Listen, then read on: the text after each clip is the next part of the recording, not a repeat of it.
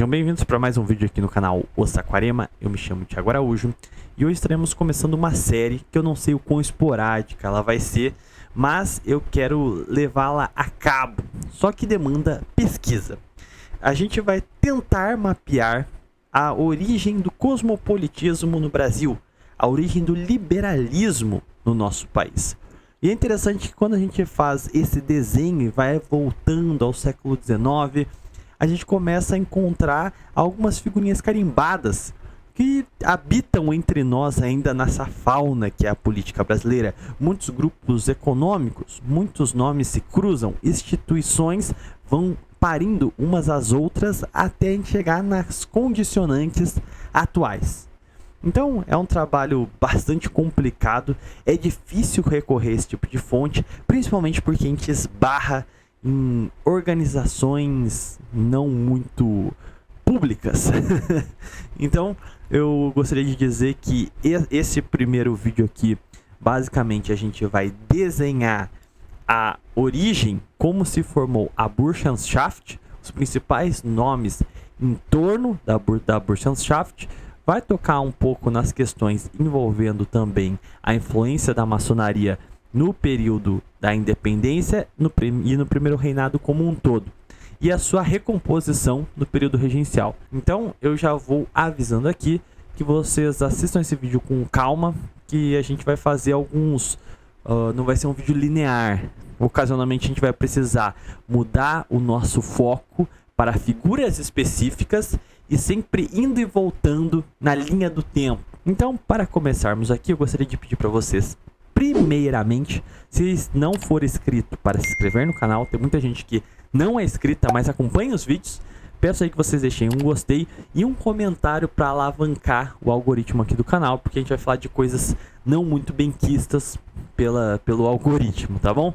Então eu preciso aí da ajuda de vocês. Nós temos o clube de membro do canal também, se você quiser ajudar financeiramente o canal, tá aí. Lembrando que tudo que eu falar aqui, eu tô deixando as fontes na descrição, porque eu entendo que esse aqui é um vídeo mais espinhoso e não tem tanta gente pesquisando sobre esse tema. Então, se ocasionalmente você também quiser colaborar com esta pesquisa, ajudará bastante, tá bom? Então, sem mais delongas, eu gostaria de iniciar a nossa trajetória aqui com o desembarque de Julius Frank no Rio de Janeiro, em 1821. Julius Frank vai ser uma peça-chave para a gente entender os eventos, porque ele é o fundador da Burschenschaft na Faculdade de Direito de São Paulo, atual USP. Então aqui eu tenho que fazer alguns adendos. A isso aqui a gente vai estar bastante enfornado naquela discussão sobre a origem da Faculdade de Direito de São Paulo e também as correntes ideológicas que passaram e foram formadas dentro da faculdade.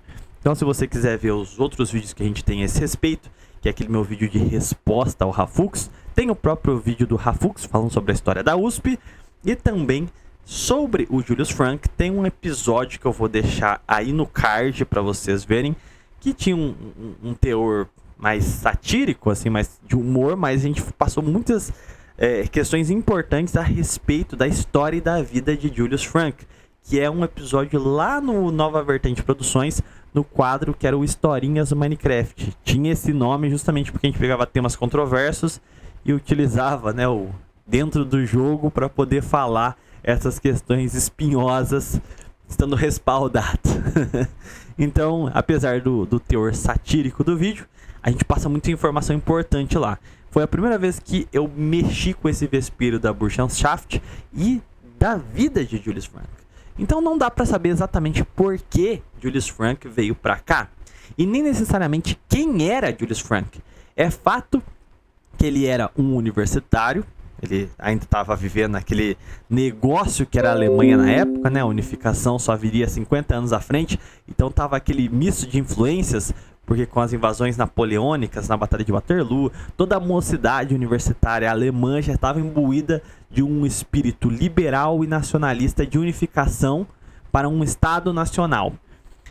A principal teoria que o Gustavo Barroso levanta, e ela é muito contestada porque o Gustavo Barroso é o Gustavo Barroso, é de que o Julius Frank fosse um outro cara, o Sand, que foi um desses jovens nacionalistas que atacaram, assassinaram um romancista, um aristocrata alemão que tinha debochado dos movimentos universitários.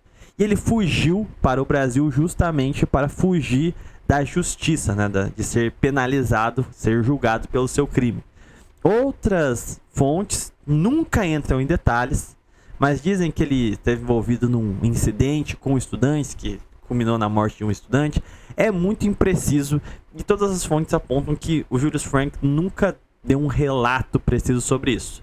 Mas tudo que a gente começa a investigar em pesquisas de fato sobre o Julius Frank, fica bem evidente que tem uma vasta história oral que propositalmente as figuras próximas a ele nunca transcreveram a sua história de verdade. Isso vai ficar bem claro porque você vai ver as amizades do Sr. Julius Frank que ele fez aqui no Brasil. Então, ele é essa figura controversa e eu peço que vocês mantenham essa história do Sr. o Kotzebue, que foi o aristocrata e romancista que foi assassinado na Alemanha e supostamente, segundo Gustavo Barroso, o assassino teria sido Julius Frank que fugiu para cá, porque ela pode ter algum fundo de congruência. E eu não estou aqui batendo martelo, tá? É impossível você chegar a um critério com base nas fontes que nós temos atualmente. Mas eu consegui, através, vocês vão ver o desfecho do vídeo, justamente alguns fatos que apontam para certa congruência desta narrativa do Gustavo Barroso. De toda forma, é oficial, isso está na biografia até romantizada do Smith a respeito do Julius Frank, então é de comum acordo, de que ele teve um problema com o capitão do navio a qual ele veio. Algumas fontes apontam que foi um desentendimento, um bate-boca mesmo, outras que ele veio foragido, que o capitão não sabia que ele estava no navio e descobriu quando chegou no Brasil, e é por isso que ele foi preso. Então o Frank, ele vai para o Forte da Lapa, ele fica preso ali. Não se tem uma precisão de quantos meses ele ficou preso, mas é fato que quando ele é solto, não se sabe com quem ele tinha contato. Mas começa a ser algumas questões, para dizer no mínimo, estranhas. Segundo a biografia oficial, o Julius Frank teria nascido em 1808. O que é, assim, se você for levar a teoria do Barroso como verdade, fica mais congruente porque ele chega aqui já falando muitos idiomas. Então, só na sua biografia oficial, demonstra que ele tinha domínio pleno. Falava muito bem o português, falava muito bem inglês, alemão, francês, grego. Então ele é russo também. Então ele era um poliglota. E ele tinha um conhecimento muito profundo de filosofia, o que havia de polpa no iluminismo europeu de então, e principalmente a respeito das questões científicas que debulhavam na Europa naquele momento. Então ele já tinha uma formação bastante vasta. Se você for considerar que ele nasceu em 1808, ele era um jovem de 23 anos. Parece muito pouco provável que ele dominava tantos conhecimentos a ponto de ser um professor profissional, inclusive nessas áreas. Então, esse já é o ponto que deixa a questão muito suspeita. Por que eu estou elencando essas características do Julius Frank? Porque ele sai do Forte da Lapa, não se tem na sua biografia, em qualquer trabalho acadêmico, exatamente com quem ele veio se amigar aqui no Brasil, mas ele conseguiu um emprego em Ipanema, na Fábrica Real de Ferro. Inclusive, um fato interessante é que essa fábrica real era da família Verhagen. Sim, o historiador lá, Verhagen, tudo era da família dele. Pois bem, aqui a gente precisa analisar alguns eventos concomitantes que aconteceram basicamente ao mesmo tempo, para a gente entender o contexto que o Brasil estava se passando. Em 6 de junho de 1822, ou seja, no ano seguinte da chegada, o José Bonifácio, ele fundava uma ordem paramaçônica que ele tinha rompido com a maçonaria formal, o Grande Oriente do Brasil, que estava sob a chefia de Gonçalves Ledo. O Bonifácio, ele tinha um projeto constitucional imperial, estava até então próximo de Dom Pedro I, enquanto o Gonçalves Ledo ele tinha uma linha mais francesa, jacobina. Então ele era um liberal radical. ele se aproximou de Dom Pedro, visto que a independência seria feita inevitavelmente pelo príncipe regente, mas ele em si era republicano. Bonifácio, ele vê que esses elementos eram muito corrosivos para a futura estrutura imperial independente do Brasil. Então, ele funda a sua própria maçonaria, que é a Nobre Ordem dos Cavaleiros de Santa Cruz, em 6 de junho de 22. Então, a gente tem, em 25 de outubro, pós o Grito da Independência, pós a separação formal do Brasil de Portugal, em 25 de outubro de 1822, se tem o fechamento da maçonaria. Ou seja, a intriga estava formada. Dom Pedro, ele declara guerra à maçonaria e até então o Bonifácio estava o encorajando a ter esse comportamento também, apontando como a turma do Gonçalves Ledo, os maçônicos, eram perigosos à estrutura do país de então. Só que o tiro acaba sendo pela culatra, porque o Dom Pedro I também percebe que o José Bonifácio era bastante perigoso, principalmente quando ele começa a analisar o andamento da Assembleia Nacional Constituinte, que queriam basicamente o imperador de enfeite, enquanto Dom Pedro I ele não estava imbuído desses ideais. Tanto é que vai acabar na personificação do quarto poder, o poder moderador, que vai ser um poder que rege os demais poderes institucionais. Então, essas intrigas, elas acabam com o fechamento da maçonaria e depois a gente vai ter o fechamento da Assembleia Nacional Constituinte em 1823, a qual os próprios irmãos Andradas eram constituintes. Então eles também entram na mira do imperador e ainda em 1823 também é fechada a Nobre Ordem dos Cavaleiros de Santa Cruz do Bonifácio. Então é aquele momento de afastamento das duas figuras. Aqui nós tem um fator engraçado na biografia de Julius Frank, que nós temos concomitante a saída, meio às pressas dele, de Ipanema, sendo escoltado com a proteção não tenho certeza se nessa época, 1823, então ele era deputado constituinte por São Paulo, salvo engano, o Nicolau de Campos Vergueiro. E aí vem a questão, o Frank, ele era apadrinhado por um homem já bem consolidado, assim, no Império. Não dá para saber o porquê isso aconteceu. Só que o que não fica claro nas biografias do Julius Frank é onde ele estava.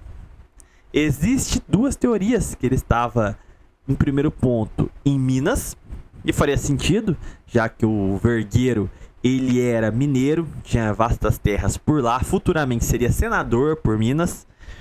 E ao mesmo tempo, algumas biografias dizem que ele estava em Ipanema ainda e fugiu para Sorocaba. Nunca ficou muito claro.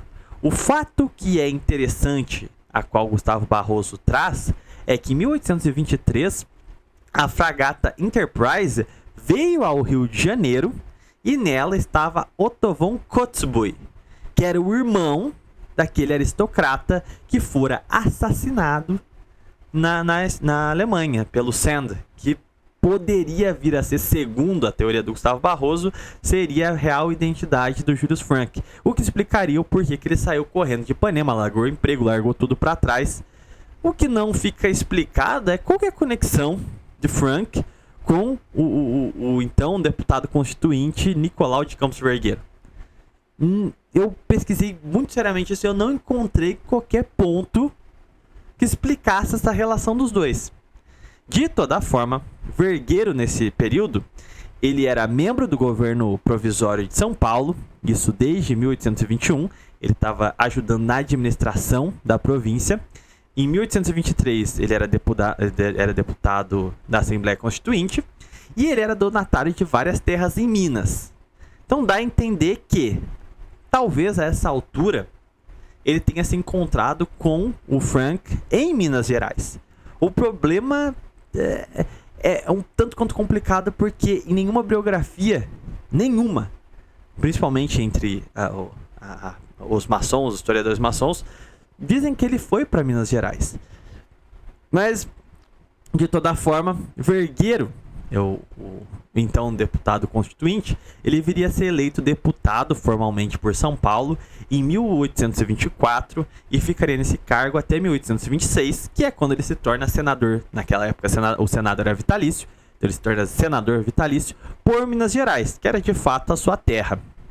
O que acontece? Nós temos uma trama paralela aqui que vocês vão entender como elas vão se conectar aos poucos. Líbero Badaró, ele se forma como médico cirúrgico em Turim, na Itália. Óbvio, a Itália ainda não existia tal como o ressurgimento ainda não tinha acontecido, vai só 45 anos à frente. Ele se forma como médico em 1825. E ele vem para o Brasil, no Rio de Janeiro. Ele chega aqui em 1825. Em 1826. E ele vem porque ele quer fugir da restauração das monarquias que começam a se reestruturar após as guerras napoleônicas, principalmente com aquele marco do Congresso de Viena. Então ele apontava o obscurantismo, o poder despótico dos reis na Europa, e ele via com bons olhos os países recém-independentes da América, que era a terra do futuro, e nunca ficou muito bem claro, pelo menos nas biografias que eu procurei do Líbero Badaró, o porquê excepcionalmente ele escolheu o Brasil. Vale ressaltar que nessa época a imigração de italianos não era tão comum assim. A gente vai já ter uma primeira leva considerável só depois, com Dom Pedro II, com a Imperatriz Teresa Cristina. Então era algo bastante excepcional, não existiam muitos italianos. E até é dito isso na biografia dele, como ele chamava atenção porque não existia uma colônia italiana no Brasil de então. Pois bem, no Rio de Janeiro, o Badaró ele se destaca por sua formação como médico e ele se aproxima de um político jornalista liberal, o Evaristo da Veiga. Ele era oposicionista ferrenho a Dom Pedro I e ele tinha ali um jornalzinho, o jornal mais influente do Rio de Janeiro à época, e ele estava naquela campanha de achaque contra o imperador Dom Pedro I, que fica muito evidente. Evaristo da Veiga também era maçom. É bem evidente que, mesmo com o fechamento das lojas em 23, elas continuaram atuando clandestinamente. E você vai ver que a maior parte desses pressionadores da oposição, em jornal, na política e afins, eram todos maçons que viam na figura do Dom Pedro I o que havia de mais obscurantista. Então era um monarca absoluto, despótico, na visão deles. Pois bem, em 1827 entra em funcionamento a Faculdade de Direito de São Paulo, a nossa atual USP. Ela foi idealizada lá na Constituinte, entre os parlamentares, em 1823, antes de Dom Pedro I fechar ela. Então, o projeto é reaproveitado pelo imperador. Há uma necessidade, uma vez que não tem como mais, né, até então no Brasil, no Reino Unido e no período colonial, se levava os brasileiros para a Faculdade de Coimbra. Lá eles tinham o curso dos mestre dos cânones, né? Então não tinha como continuar isso com o Brasil independente, com as relações com Portugal deterioradas, e aí começa-se a abrir as faculdades de Direito no Brasil. Começa-se em Olinda, que depois vai ser transferida para o Recife, e em São Paulo. E esse projeto só vai começar a ser tocado em 1827, quando começa a ter as primeiras turmas de Direito. Como é que eles falavam lá? Era o curso de doutorado em leis. Então aqui a gente vai ter o primeiro diretor da USP, né, da Faculdade de Direito, que era o José Arrouche de Toledo Rendon. Ele era um general, ele lutou na independência, tudo. Ele era um português e ele era doutorado em leis em Coimbra. Ele foi designado a essa função, ele já tinha uma idade bem avançada, salvo engano, tinha coisa de 70 anos, para vocês terem uma noção. E ele foi designado a essa função justamente pelo vasto conhecimento, o saber jurídico notável do mesmo. Pois bem, ele não tinha uma feição liberal, radical, nem nada do gênero. Era uma pessoa de relativa confiança, mas não era nenhum bastião da tradição, qualquer coisa do gênero. Ele era mais uma figura neutra nesse jogo de polarização entre os defensores do imperador contra os liberais radicais. O primeiro professor contratado pela faculdade, que era para, de fato, dar as aulas de direito, foi o José Maria de Avelar Broteiro. Ele foi selecionado por conta do notório saber jurídico dele, mas ele era um liberal radical, ele era um crítico ferrenho de Dom Pedro I. Para vocês verem que o negócio era tão absolutista que, pô, eles estavam literalmente contratando qualquer um que tivesse uma formação jurídica, mesmo que fosse contra os interesses do governo, né? Então, é bastante relativa essa ditadura sanguinária do poder distópico do Dom Pedro I. Aqui eu acho muito engraçado que eu vejo mais ou menos uma semelhança. Tipo, você olha no governo Bolsonaro, ele era literalmente um tiozão de chinelo comendo pão com leite condensado. Na boca da oposição, ele era o genocida e não sei o que. Você olha pro cara, ele não tá fazendo literalmente nada. Dom Pedro I foi...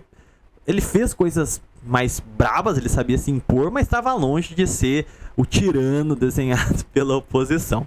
Mas gravem o nome do Broteiro.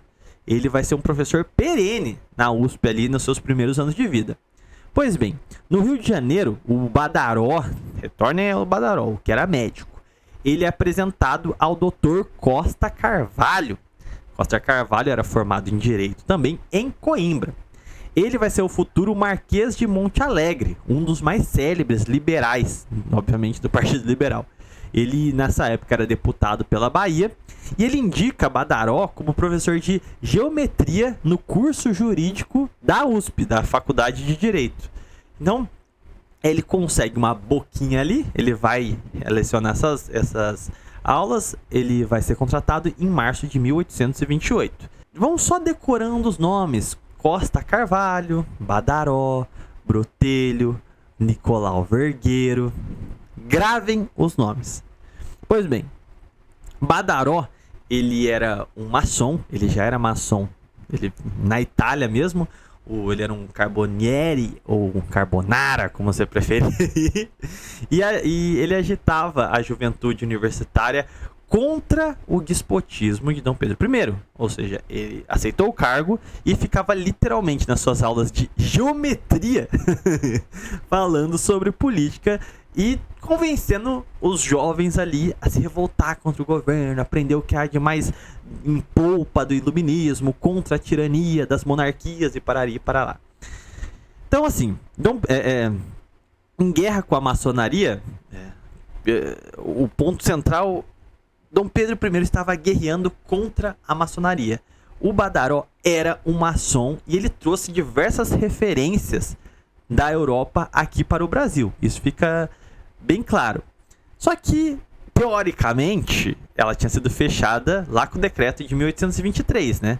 Mas o Badaró, ele funda o jornal O Observatório Constitucional em 1829. Sendo que um dos seus ajudantes, e um dos mais próximos a ele, era José Augusto de Menezes. Que, olha que engraçado, ele é contratado em 1822 para dar aula de geometria. Em 29, ele já estava muito bem quisto pelos alunos. E um dos seus alunos, que era o José Augusto de Menezes, se junta a ele como redator, e depois até escreve alguns artigos, nesse jornal que era quase que um órgão de extensão da própria Faculdade de Direito, que era o Observatório Constitucional, onde o Badaró fazia ferrenhas críticas ao governo de ao primeiro reinado como um todo, a figura de Dom Pedro I também. Então era um jornal oposicionista de porrada todo santo dia. E é engraçado que mesmo os seus ajudantes mais próximos eram estudantes que ele basicamente alienou, que ele trouxe para perto dele ali, que do emprego numa faculdade pública a qual ele foi contratado, mesmo sendo um ferrenho opositor do governo. É uma daquelas questões que você fala assim, pô, então você colocar inimigos no seu governo não é coisa dos últimos 5 anos, né? Pois bem, Badaró, ou Venerável, ele, como eu disse, era um maçom. E Venerável é tido como um dos seus codinomes, títulos, sei lá que negócio que é esse, que chamavam ele de Venerável dentro da maçonaria. E, pelo que as fontes indicam, tal apelido, tal codinome foi dado pelo Menezes, que também, obviamente, era um maçom. Tudo isso rolando enquanto a maçonaria estava proibida. Só pra vocês saberem. Então, pra vocês verem que era uma proibição peronomútil. Eles se organizavam ainda principalmente na casa do Badaró. Aqui vem um outro nome, que é uma fonte que eu achei bastante interessante, que é o Carlos von Koseritz. Eu não sei se eu pronunciei corretamente. Ele era um alemão, um teuto brasileiro, né? Ele foi um folclorista, escritor e jornalista na segunda metade do século XIX. Viveu ali a transição do Império para a República, tudo. E ele foi muito influente no Rio Grande do Sul. Ele era tido como uma referência a respeito da história dos teuto-brasileiros, da influência alemã aqui no Brasil, tudo. E ele tem um livro que chama, perdão, o meu alemão, chama Bilders aus Brasilien. Não sei se eu pronunciei corretamente. De toda forma, tá na descrição também, se você quiser conferir depois o título do livro. Ele diz ter feito uma visita à faculdade de Direito em São Paulo, obviamente, e que tinha um particular interesse na biografia do Julius Frank. Isso aqui lá no final do século XIX, tá? Então, não estamos cronologicamente aqui. Os fatos que nós estamos narrando é dos anos 30 do século XIX. A visita do Koseritz provavelmente foi na década de 80, 90, foi bem à frente. E ele estava interessado na biografia do Julius Frank porque o Julius Frank foi o primeiro alemão a assumir um cargo de professor no Brasil. Porque isso era contra a lei, principalmente numa faculdade de Direito. Era proibido que estrangeiros assumissem cargos públicos. Ele nos traz, o Koseritz, algumas passagens enigmáticas da vida do Julius Frank que não constam em qualquer biografia dele. E é interessante porque o Koseritz é um dos poucos que falou sobre ele, junto com o Gustavo Barroso, que não é um escritor maçônico, que claramente, assim, se você for ver as biografias oficiais do Julius Frank, são explicitamente biografias romantizadas sobre o mesmo. Então, fica evidente que tem muita coisa escondida ali, muita coisa que não encaixa. Por exemplo, a própria vida pregressa do Julius Frank e aquela suposta data de nascimento dele em 1808, que não faz sentido nenhum. Pois bem, segundo Koseritz, o Julius Frank ele estaria em Minas Gerais no início de 1830. Pega a visão. Você lembra que eu falei de vocês que teve a vinda lá do irmão daquele aristocrata que foi morto na Alemanha, no Rio de Janeiro, e que o Julius Frank, no mesmo período de 1823, ele fugiu. Mas não ficou claro, algumas biografias, a maior parte delas apontam que ele fugiu para Sorocaba. Mas o Koseritz, ele aponta um relato bastante interessante. Ele diz que Julius Frank estaria em Minas Gerais no início de 1830. O que é fato é que dizem que essa saída do Nicolau, do Julius Frank, de Ipanema em 23, foi escoltada, ele foi protegido por Nicolau Vergueiro, um político mineiro. Faria sentido ele ter ido para Sorocaba? Até que sim, porque o Nicolau também tinha uma vida pública em São Paulo. Mas teria mais congruência ele ter dado suporte para ele ir para Minas. Ou nenhuma das questões. Ele pode também ter ido sozinho para Minas Gerais? Não sei. Esse aqui é terreno estritamente especulativo. E eu quero deixar bem claro o que tem fontes claras e o que é especulação, tá, gente? Vamos nos ater aqui aos pontos levantados por Koseritz. Ele diz que Julius Frank estaria em Minas no início de 1830, sendo encontrado por um velho senador enquanto lia Homero em grego. O senador, por ter estudado e ele diz aqui, o velho senador, por ter estudado na Europa, se espantou com a intelectualidade de Frank e o levou à sua residência em São Paulo para ser professor particular de sua família. O ponto que me parece mais provável. Aqui é a especulação. Esse aqui é o relato puro e simples do Koseritz. O único senador no início dos anos... O único não, né? Mas o mais provável senador mineiro a ter encontrado o Julius Frank e que estudou na Europa, tinha domínio de outras línguas, era o Nicolau Vergueiro. Eu acho que há uma confusão na biografia dele de que quando ele foge de Ipanema e é escoltado pelo senador mineiro. Até fugiu o nome do senador, o Vergueiro. Eu não acho que foi nesse momento. Pelo que dá a entender, o Julius Frank, ele fugiu de Ipanema, foi para Minas. Em Minas, ele encontrou o velho senador que estudou na Europa, em Coimbra, e ficou espantado com o notório conhecimento dele e o chamou para ser professor particular da sua família em São Paulo. E é interessante que nesse mesmo período dos anos 30, a família de Nicolau do Vergueiro estava em São Paulo de fato, mas ele era senador em Minas, então ele vivia para aqueles lados também. Então é muito congruente. Então a escoltagem do Julius Frank, bem provavelmente, não foi de Ipanema para Sorocaba, como a biografia romantizada diz, mas bem provavelmente dessa estadia dele de São Paulo para então chegar a Sorocaba, onde estava a família de Nicolau Vergueiro. Essa é o meu principal ponto. As fontes na descrição também tem alguns historiadores que sustentam essa tese, que me parece mais congruente. O que espanta é por que nas biografias romantizadas, escritas por maçons, ocultam o fato do Julius Frank ter tido saída para Minas. Não dá para saber exatamente o que ele fez por lá, do que ele viveu por lá. Simplesmente é uma passagem oculta na vida dele, assim como seu passado como um todo. Pois bem, em 1830, Líbero Badaró ele é assassinado na frente da sua residência, depois de se tornar um dos principais polemistas contra Dom Pedro I. Então aquilo ali gerou uma grande comoção na oposição, porque o imperador encomendou o assassinato do jornalista, parari parará, e isso criou um cenário de agitação entre os estudantes que faziam reuniões na sua casa. A casa de Líbero Badaró era centro de articulações maçônicas e também estudantis. E isso é um ponto interessante, que ele foi o primeiro agitador estudantil da Faculdade de Direito. Mas prossigamos para vocês entenderem o fato. Em 1831, Dom Pedro I vai abdicar e vai partir para Portugal, devido justamente ao fiasco do primeiro reinado, a sabotagem interna da oposição.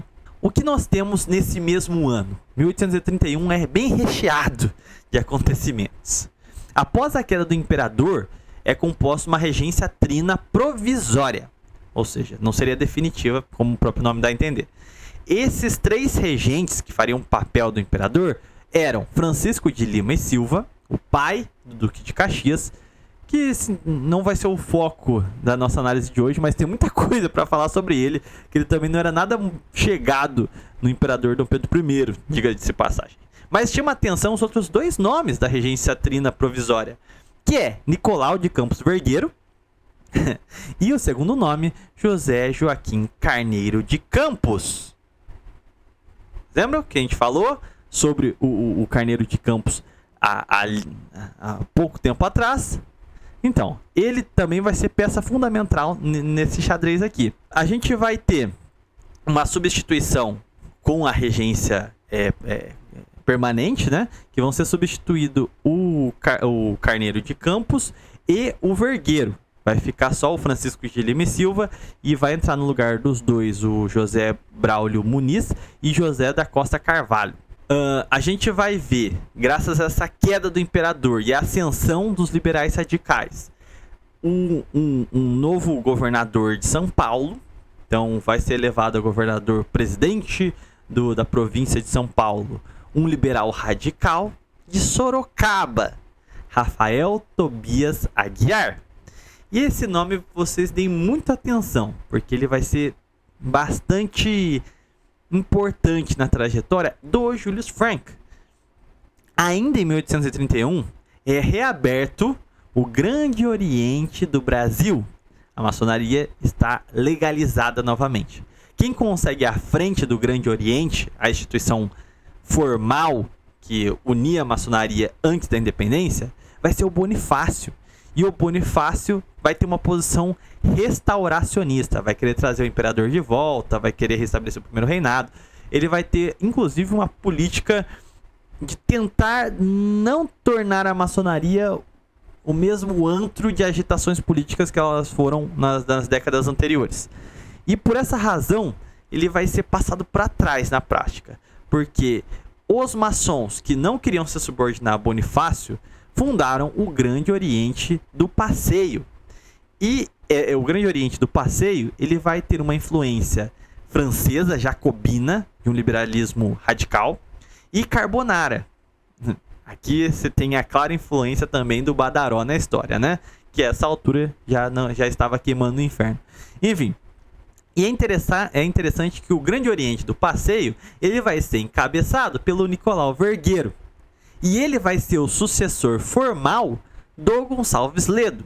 Então, apesar das instituições, a tradição da maçonaria está no Grande Oriente do Brasil, com o Bonifácio encabeçando, o espírito revolucionário dos maçons liberais radicais estavam no Grande Oriente do Passeio, a ponto de que o próprio Gonçalves Ledo estava lá e passou a liderança para o Nicolau Vergueiro, porque justamente a maçonaria nunca parou de funcionar de fato. Era um decreto, eles só estavam se reunindo a portas fechadas. Basicamente, foi esse o fato. A maçonaria continuou atuante mesmo na ilegalidade. Gonçalves Ledo ainda era o líder e o bastão foi passado para o Vergueiro. Pois bem, aquela posição do Bonifácio de querer dar uma afastada da maçonaria na vida pública acabou favorecendo o Grande Oriente rival do Passeio, que os aliados do Vergueiro começaram a assumir um monte de cargos públicos.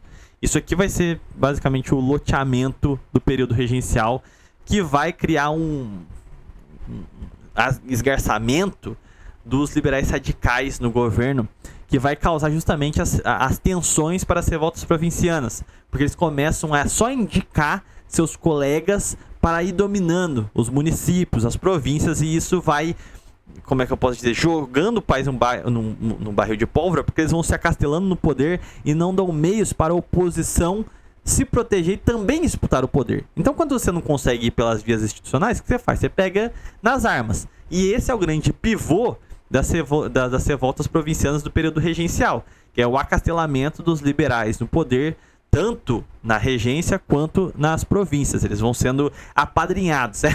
Era um cunhadismo desgraçado. O negócio é que, em março de 1832, é fundada a loja Amizade, em São Paulo. Ela é ligada, ela responde, né, ao Oriente de Passeio, do Vergueiro, e ela foi fundada, olha só, que quem diria, pelo auxiliar do Badaró. Quem funda, entre aspas, a loja Amizade em São Paulo é José Augusto de Menezes. Ele que era assistente, né, era um companheiro muito próximo do Badaró, e é bem provável que foi só a formalização das reuniões que já aconteciam na casa do Badaró, só que agora que eles podem atuar legalmente, virou a loja Amizade em São Paulo. Qual é a questão? Ele era um frequentador das aulas de direito, foi um aluno doutrinado pelo Badaró, e não só faziam reuniões maçônicas na casa do Badaró, como também tinham reuniões estudantis. Isso criou um espírito de sociedade secreta entre os estudantes da faculdade de direito, mas ainda não podiam ser iniciados na maçonaria porque eram muito jovens. Isso aí é interessante. A loja Amizade em São Paulo, ela era uma loja mãe. Existiam outras lojas maçônicas espalhadas, tanto ainda na cidade de São Paulo como no interior paulista, que respondiam a ela. Então, a loja Amizade estava ligada ao Grande Oriente de Passeio, do Nicolau Vergueiro, e respondia a loja Amizade a loja Constância, de Sorocaba. Quem frequentava a loja Constância de Sorocaba, um dos principais interlocutores de lá, era justamente o governador, o presidente de São Paulo, né? O Rafael Tobias Aguiar.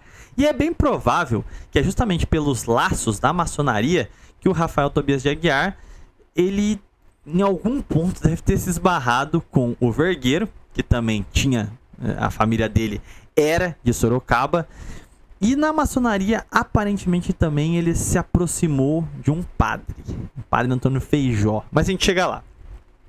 A questão é que o manda-chuva de Sorocaba era o Rafael Tobias Aguiar, então governador de São Paulo.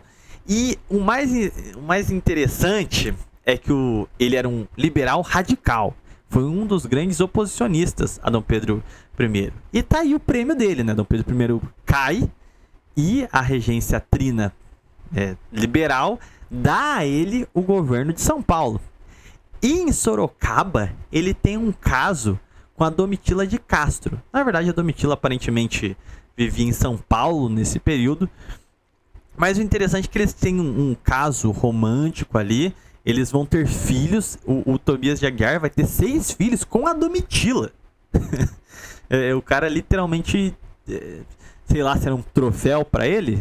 Tá atorando a ex-mulher do imperador. Sei lá qual que era o negócio. Mas eles formalizaram até o casamento. Ele vai se casar com ela em 1842, pouco antes da Revolta Liberal. Que ele vai encabeçar, vai acontecer um levante. São Paulo e Minas Gerais vão declarar guerra ao governo imperial. Vai ser São Paulo e Minas contra a Rapa. Literalmente isso acontece e eles vão ser brutalmente derrotados pelo Duque de Caxias. Mas isso aí tem um vídeo, inclusive, aqui no canal, que chama Revolta Liberal, de 1842. Confira, se vocês querem ver detalhes sobre essa revolta, confiram lá. Mas ainda, a gente ainda está na década de 30 do século XIX aqui. O interessante é que a Domitila, mesmo sendo mulher, ela era recebida em lojas maçônicas, que até hoje, né, a gente sabe que não é permitido mulheres serem iniciadas na ordem. O engraçado é que ela tinha um tratamento especial na loja em São Paulo, capital, que era a loja Ipiranga, que inclusive está até hoje de pé lá, se for no bairro do Ipiranga. A participação dela era em condição de venerável. Quem era muito ativo na loja do Ipiranga era, até onde eu consegui buscar, se tornou grão-mestre, um padre. Acreditem se quiser, mas era o padre Manuel Joaquim do Amaral Gurgel. Tentei buscar no Family Search aí se ele tem algum parentesco com o João Gurgel, dono da Gurgel. Não achei nada. Não sei se é só nome em comum. Mas o Amaral Gurgel, ele era um padre e um maçom de primeira linha. A gente tem ainda em 1831 o padre Antônio Feijó, um mineiro, tá bom, gente? Coloquem isso na cabeça também, que o eixo aí São Paulo e Minas com as lojas maçônicas foi algo bastante efervescente. E no começo do Império eram também os dois grandes centros catalisadores de poder político. O padre Antônio Feijó, ele foi elevado a ministro da Justiça pela regência trina permanente. E junto do padre Amaral Gurgel, o mesmo Amaral Gurgel que celebrava lá cerimônias na loja maçônica do Ipiranga. Eles começaram uma campanha bem extensa que durou até 1837 de fim do celibato sacerdotal. O padre ia poder casar, fazer tudo o que quisesse. Bem estranha essa iniciativa, vindo de um maluco que era literalmente um maçom brabo, né? Ou seja, ele já devia ter uns casos por aí, né? Mas eles queriam o fim do celibato sacerdotal e eles já comentavam até mesmo sobre a necessidade de criação de uma igreja católica brasileira. Aí o clero brasileiro se desligar de Roma e criar... Tanquem essa. O Vaticano brasileiro seria em Itu. Vamos responder ao grande Papa Ituano. Pelo amor de Deus. Mas enfim. Eles meteram essa, não foi pra frente. Eles tiveram uma grande oposição a padres que eram ultramontanos, mas não vestiam ainda carapuça porque era algo meio feio a esse período. Dom Romualdo Antônio de Seixas, ele foi um dos principais opositores dessas pautas absurdas, vinda de membros do clero, como o Antônio Feijó e o Amaral Gurgel, que eram dois padres daquele jeito, né? Você vê que a desgraça no clero brasileiro não é só a teologia da libertação. Muito antes dela, a gente já tinha um liberalismo infiltrado nos seminários. Mas, de toda forma, Um fato interessante é que na década de 50 do século XIX, o Amaral Gurgel ele vai ser nomeado diretor da Faculdade de Direito de São Paulo e ele vai instituir uma cláusula de território livre no campus da faculdade. Então ele proíbe a entrada de polícias, rondas policiais dentro do campus. Essa medida, ela tá viva até hoje, sabe? Quando você vê o vovô Bolsonaro fala assim, só tem maconheiro, por que o policial não vai no campus da USP lá, dar porrada nesses drogados? Então, começou lá em 1850 com um suposto padre. De toda forma, voltando à nossa cronologia e voltando ainda ao ano de 1831, Julius Franks, que já estava em Sorocaba, ele estava trabalhando, dando aulas preparatórias para alunos de Sorocaba que queriam prestar o concursinho lá para ingressar na Faculdade de Direito de São Paulo. Ele é convencido, supostamente, na sua biografia romantizada, os alunos amavam tanto ele, falavam, vamos para São Paulo, você vai se dar muito bem lá, barari, parará. Na prática, e é isso até as biografias oficiais deixam escapar, é que ele se muda para São Paulo sendo protegido, provavelmente bancado também, pelo governador Tobias de Aguiar. Que o Tobias de Aguiar também, que era o grande poderoso, o coroné de Sorocaba. O interessante é que o governador em questão, ele dá todo esse suporte e o Julius Frank, ele vai passar a dar aulas para os alunos nas repúblicas estudantis. Então ele vai pegar toda aquela juventude que já estava politicamente engajada pela doutrinação do Badaró e ele vai ser essa referência entre os estudantes. E em 1831 ele vai ver, supostamente, ele vendo as dificuldades dos estudantes pobres, não sei o que, ele dá a ideia dos jovens fundarem uma Burschenschaft. Você se pergunta aí, o que diabos é uma Burschenschaft? Na versão oficial da Wikipedia, é uma instituição filantrópica entre estudantes que ajudam eles a pagar a faculdade, ajudam quem está passando necessidade, afins. É uma ajuda contínua entre estudantes e quem se forma continua ajudando os novos estudantes que estão vindo. Na prática, é uma organização paramaçônica para agitação política. Existia 2 conselhos internos na bucha e eles tinham o cargo maior, que era tipo o presidente da instituição, que era o chaveiro, quem coordena a parada.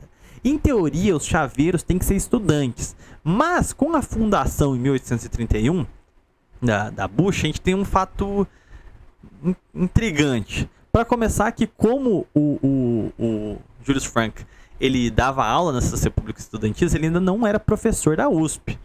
Mas ele realizava as reuniões da bucha, e ele regia muitas dessas reuniões da bucha, na casa de um dos estudantes, que era José Antônio Pimenta Bueno.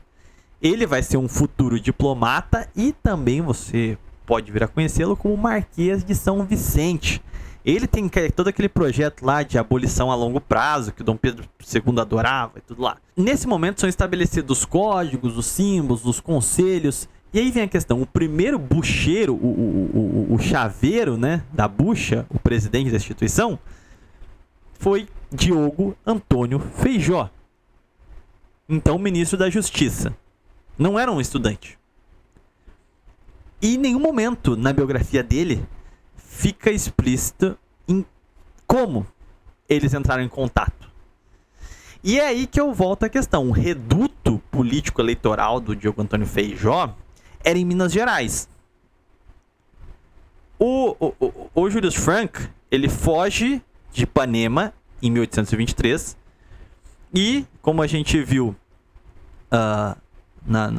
no outro depoimento do Teuto brasileiro lá, ele foi encontrado no início de 1830 em Minas Gerais. Como ele se sustentou nesses, chutando baixo aí, 7 anos? Quem levou ele pra lá? Não fica claro isso. Mas, simplesmente vão surgindo nomes na biografia dele.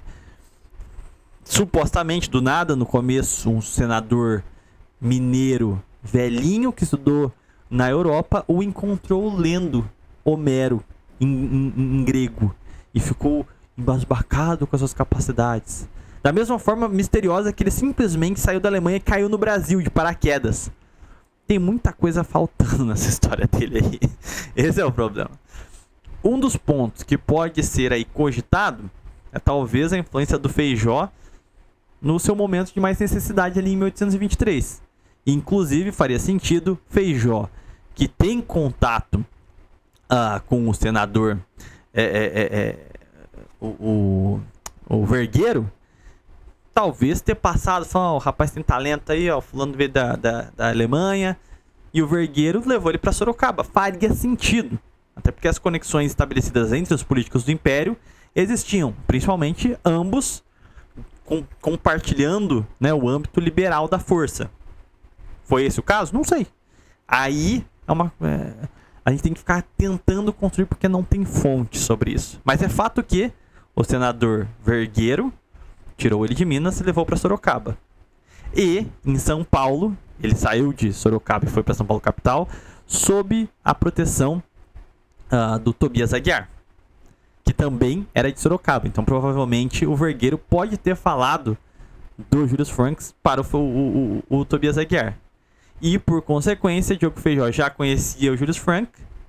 E desse contato, o Julius Frank o fez chaveiro, talvez como um símbolo, ministro da Justiça. Já não sei como foi esses graus de conexão.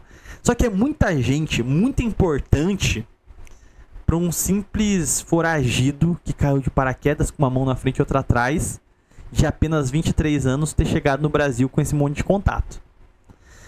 Enfim, o Feijó ele vai abdicar de seu cargo como ministro da Justiça no ano seguinte, em 1832. Isso muito por conta da inviabilidade de governar o Brasil no período regencial. As estabilidades das províncias vão desgastar o poder dele. E ele é chamado para compor o governo de São Paulo pelo Tobias Aguiar. E eles já eram, né, já deviam ter algum grau de proximidade, uma vez que eles partilhavam da mesma bancada liberal. E aí vem aquela questão: quem vai liderar a Revolução Liberal de 1842 em São Paulo vai ser o Tobias Aguiar. Quem vai bancar o fronte de combate em Minas vai ser o Antônio Feijó. E o mote da Revolta Liberal de 1842 é justamente a saída dos liberais do poder e a ascensão dos conservadores. E eles fizeram essa revolta pelos ideais de liberdade, de justiça e parari parará. Aquela conversa mole de sempre, né? Então aí você já vê que tem uma passada de bolas estranhas entre essas elites liberais, que pela militância política, evidentemente, conviviam na capital, Rio de Janeiro. Tiveram contatos entre si, a ponto de que no futuro lutariam guerras lados a lado. Então, fica claro aí o provável já entrelaçamento entre eles na década de 30. A questão é, como governador de São Paulo, o Tobias Aguiar, ele pleiteava algumas reformas de modernização da Faculdade de Direito. Lembrando que tem o Mosteiro São Bento, anexo à faculdade, e até então aquilo lá era tudo propriedade da igreja. E aí existia, meio que a igreja cedeu umas salinhas lá para eles começarem a dar aula, só que foi crescendo a faculdade. Daí precisava derrubar um muro, abrir estrada, tinha essas reformas estruturais que eram necessárias ser feitas. E o Tobias Aguiar, ele até se juntava próximo ao diretor, que era o mesmo diretor lá de 1827, quando a faculdade abriu, que era o general Rendon. E eles fizeram algumas reformas. Só que, com a queda do imperador Dom Pedro I, não demorou muito para o general Rendon também ser substituído. E quem vai substituir ele é um liberal radical, que era o Carlos Carneiros de Campo. Ele vai assumir a diretoria da faculdade em 1833. Se você prestou atenção na história, o Carneiros de Campo, ele também integrou a regência trina provisória com o senador Vergueiro. Ou seja, os mesmos nomes se repetindo. Agora ele era o diretor da faculdade. E em 1833, Júlio Frank ele é contratado como professor catedrático de História na Faculdade de Direito de São Paulo. Só que ele não podia ser contratado porque ele era um alemão. porque ele era estrangeiro. Mas o Rafael Tobias Aguiar, governador, falou: deixa com o pai. Ele contrata o Julius Frank como um professor eventual com um contrato de 10 anos. Então ele vai ficar ali até o fim da vida dele, dando aulas e organizando, regendo as mobilizações estudantis. E de fato, criaram uma muralha liberal impenetrável na Faculdade de Direito do Largo de São Francisco. A gente vai ter o regresso conservador na política a partir de 1838, Pedro de Araújo Lima, Duque de Caxias, Visconde de Itaboraí, todos esses grandes homens do Império que a gente já fez lives biográficas aqui no canal. Mas eles não conseguem mudar a estrutura liberal da faculdade, conseguem colocar um nome ou outro, mas ela é totalmente tomada por esses ideais iluministas. Não à toa que, futuramente, o clube republicano, que vai culminar na fundação do Partido Republicano Paulista em Itu, a maior parte das pessoas que assinaram a ata eram estudantes ligados à faculdade de Direito e integrantes da Burschenschaft.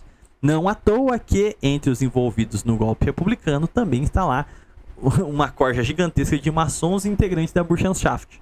Depois, os redatores da primeira Constituição Republicana de 1891 também vão estar lá integrantes da Burschenschaft. Você vai olhar, assim, para não dizer todos, salvo engano, só 2 presidentes da República Velha não foram estudantes da Faculdade de Direito e integrantes da Burschenschaft. Essa criação da bucha e estes políticos, como eles estavam conectados, é o ponto crucial para a gente entender como eles se acastelaram na USP. Já era um antro progressista ali na década de 30. Quando o Julius Frank morre em 1841, ele, por ser protestante, não pode ser enterrado em cemitérios católicos. Então, há todo um jogo político ali. O primeiro professor catedrático, lá de 1827, o Avilar Broteiro, ele faz a sugestão de enterrá-lo dentro do campus da faculdade. E até hoje tá lá o obelisco dele lá dentro da Faculdade de Direito, na USP lá. Se você quiser ir lá, você vai ver o túmulo de Julius Frank. E é justamente esse túmulo que a gente vai ter o Teuto, o alemão lá, como é que é o nome? O Koseritz. Ele vai lá e visita, e é quando ele começa a ver certas incongruências na história oficial do Julius Frank. E ele, como maior conhecedor dos alemães no Brasil, achou estranho porque ele não tinha informação quase que nenhuma sobre o Julius Frank. E quase ninguém que vai fazer estudos a respeito do Julius Frank comenta os estudos do Koseritz. O que também deixa uma questão aberta. E é difícil fazer estudos acadêmicos sobre o Julius Frank porque não tem fonte. Você não encontra quase nada a respeito. Só que vamos ao resumo da ópera aqui. Eu fiz uma pequena listagem de nomes para vocês, se vocês deixaram passar algumas questões aqui. A gente tem 2 nomes mineiros, o padre Antônio Feijó e o Vergueiro. A gente tem o Vergueiro como sucessor de Gonçalves Ledo no Oriente dos Passeios, que foi a linha Carbonara, a linha jacobina maçônica dos liberais radicais na década de 20 e 30. Vergueiro conhece o Julius Frank em Minas Gerais e leva ele para ser professor de sua família em Sorocaba, em São Paulo. A loja Amizade, que fica na capital paulista, era uma loja mãe subordinada ao Grande Oriente dos Passos, que até estava sob a presidência do Vergueiro, e quem frequentava a loja Amizade era o Badaró.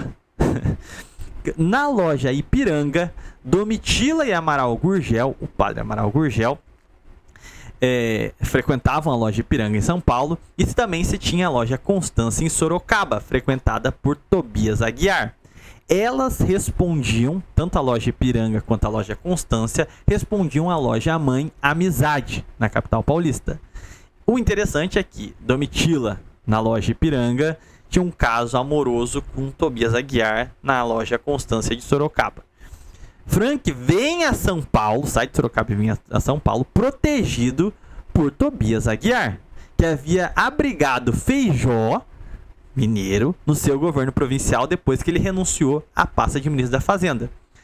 E no futuro, os dois lutariam juntos na Revolução Liberal de 1842. Então, Feijó era próximo de Vergueiro, e Vergueiro é quem encontrou Julius Frank em Minas Gerais. Esse é o grande xadrez 5D aqui. Isso aqui que a gente também não está trazendo alguns nomes, como por exemplo do Carlos Carneiro, o liberal Carlos Carneiro de Campos, que virou diretor da USP em 1833, que também tinha proximidade com Vergueiro, era um maçom e compôs também a regência trina provisória.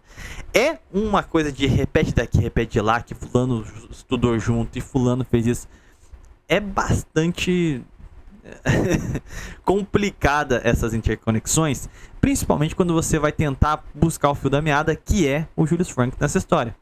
Essa é a história de fundação da Bucha, e não é de se estranhar que a Bucha tinha ampla retaguarda jurídica, porque enquanto os conservadores tinham uma visão de Estado, ou seja, eles construíam, eles desenhavam instituições, tudo que é o elogio do João Camilo no Construtores do Império, os liberais, apesar de não terem construído nada relevante politicamente, eles se acastelaram e conseguiram dominar as universidades. Justamente esse processo foi ganhador a longo prazo, que garantiu, depois, com o envelhecimento da geração Saquarema, uma renovação apenas de expoentes liberais. Rui Barbosa, por exemplo, era um bucheiro de mão cheia. Você vai pegar os principais nomes a partir da década de 60 da política do Império, a maior parte é remanescente justamente da Faculdade do Largo de São Francisco, integrantes da Burschenschaft. Pois bem, esse aqui é um primeiro episódio de introdução, a gente entender como foi constituída aí as ligações que deram base à Bucha, para a gente poder chegar nos desdobramentos seguintes, porque a Bucha ela vai ter um auge no período republicano. Então eu quero fazer um retrato de cada período histórico, tentar pegar de 2 em 2 décadas para vocês conseguirem entender a sucessão de nomes e a interconexão entre eles. E isso aqui é porque eu nem trouxe a origem do Julius Frank, que tem lá o vídeo no NVP, no Nova Vertente Produções. Porque o Julius Frank, ele na Alemanha aparentemente veio de família nobre. E tudo indica que o pai dele, ou pelo menos o responsável legal, era o John Schaft, que foi o fundador dos Illuminatis de Baviera, que era um expoente do iluminismo da Baviera. Tudo. É um cara que por si só já tem conexões ainda mais complicadas. Mas enfim, fontes na descrição do vídeo. Espero ter deixado bem claro o que é fato e está respaldado e o que é especulação, porque a gente falta fontes para a gente conseguir entender certas lacunas na história do Julius Frank, mas creio que tenha ficado bem claro a gestação das Burschenschafts dentro das lojas maçônicas e como essa gestação nas universidades trabalharam constantemente para a derrubada do Império. E o que é interessante, porque a maçonaria é o pivô revolucionário que derruba o primeiro imperador. E a Burschenschaft vai ser o pivô que derruba o segundo imperador. Enfim, são as eternas forças Luzias e Saquaremas se digladiando. Pois bem, eu vou ficando por aqui. Eu espero que vocês tenham gostado deste vídeo. Tenha tido agregado alguma coisa para vocês. Eu vou ficando por aqui. Até um próximo vídeo live. Falou!